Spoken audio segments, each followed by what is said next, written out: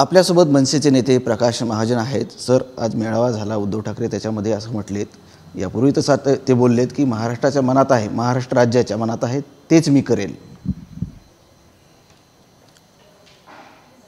चांगली गोष्ट आहे ना. महाराष्ट्र राज्याच्या मनात काय आहे हे त्यांनी ठरवावं. मी तर माझ्या राज्याच्या माझ्या नेत्याच्या मनात काय आहे हेच मला बंधनकारक आहे ना. राज ठाकरे इतका गंभीर प्रश्न आहे, याच्यावर निर्णय फक्त आमच्याकडे राज ठाकरेच घेतील आणि त्यांच्या मनात काय आहे ते योग्य ते वेळा जाहीर करतील ना. राज ठाकरे आणि राज्याचे मुख्यमंत्री देवेंद्र फडणवीस यांची हॉटेलमध्ये भेट झाली, त्यावरून ही उद्धव ठाकरे यांनी हल्लाबोल केला आहे. ते असं म्हटले की मराठी ताकद एकत्र येऊ नये म्हणून मालकाचे नौकर भेटत आहेत म्हणून. हे पहा, माननीय उद्धवजी काय बोलले काय नाही त्याच्यावर मी प्रतिक्रिया देणार नाही. पण माझे नेते हे स्वतंत्र आहेत, त्यांचा स्वतःचा एक पक्ष आहे आणि त्यांनी कुणाला भेटावं आणि कुणाला भेटू नये हा निर्णय घेण्याचा सर्वस्व अधिकार राजसाहेबांना आहे ना. इतरांना कसा असेल? म्हणून राजसाहेब मुख्यमंत्र्यांना भेटले त्यात गैर काय? राज्याचे अनेक प्रश्न आहेत. जसा हा कालचा प्रश्न आहे मराठी भाषेचा आणि तिसरी भाषा, याच्या संबंधीसुद्धा भेटले असू शकतात ना साहेब. आणि असं गैर काय? राज्याच्या मुख्यमंत्र्याला जाऊन भेटणं यात गैर काही नाही आहे ना. त्याच्यामुळे त्याच्यावर जर उद्धव साहेबांनी काही प्रतिक्रिया दिली असली तर मी काय त्यावर प्रतिक्रिया देणार आहे. पण मी एवढंच म्हणू शकतो की माझा नेता हा स्वतंत्र आहे, तो कुणाला भेटू शकतो. त्याच्यावर इतर कसे बंधनं आणू शकतात? ते असंही म्हटलेत की शिवसेना प्रमुखांचा जे ब्रँड पुसायला निघालेत त्यांचं नामोनिशाण ठेवणार नाही, असं उद्धव ठाकरे म्हटलेत. नाही, तो त्यांचा विचार असू शकेल, पण मी यापूर्वी असं म्हटलं की जोपर्यंत सन्माननीय राज ठाकरे या देशाच्या या राज्याच्या राजकारणात आहेत तोपर्यंत ठाकरे ब्रँड हा कधीच पुसला जाणार नाही. सर, भाषणामधून चर्चा होते किंवा इतर माध्यमामधून चर्चा होते की राज ठाकरे उद्धव ठाकरे एकत्र येतील, पण समोर कोण येत नाही. प्रत्यक्ष राज ठाकरे आणि उद्धव ठाकरे प्रत्यक्ष समोर कधी येणार, चर्चा कधी होणार? महाराष्ट्राला जे अभिप्रेत आहे किंवा ते म्हणतात जे महाराष्ट्राच्या मनात आहे तेच करू, महाराष्ट्राच्या मराठी माणसासाठी एकत्र येऊ, म्हणजे कधी होणार?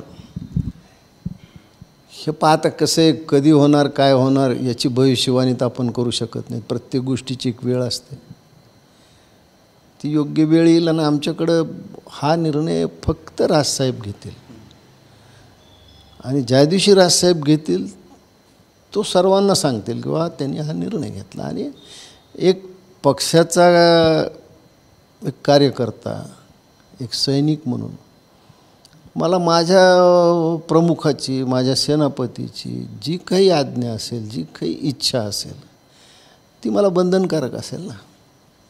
त्याच्यामुळे त्यांनी कधी निर्णय घ्यावा, काय निर्णय घ्यावा हे मी नाही ठरवू शकत. ते योग्य वेळा निर्णय घेतील, योग्य वेळा ते जाहीरही करतील. पण इतका हा नाजूक आणि इतका गंभीर विषय असा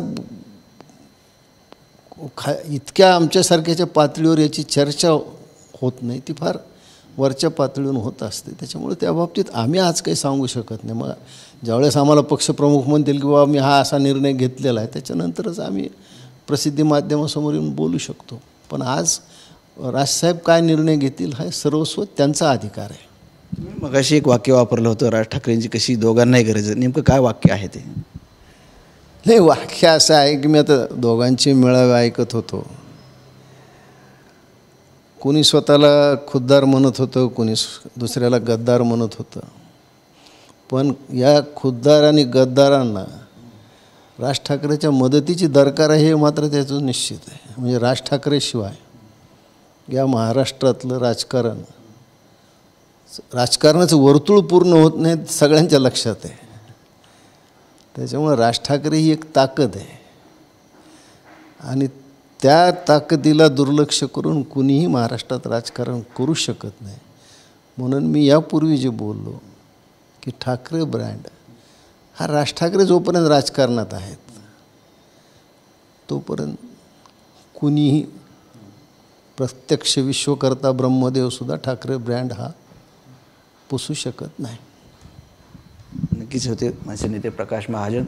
राज ठाकरे यांच्याशिवाय या राज्यातलं जे वर्तुळ आहे ते पूर्ण होत नाही आणि राज ठाकरे हा वेगळा ब्रँड आहे असं त्यांचं म्हणणं आहे. कॅमेरामॅन अमित आडेसह संजय सरोदे, TV9 मराठी, छत्रपती संभाजीनगर.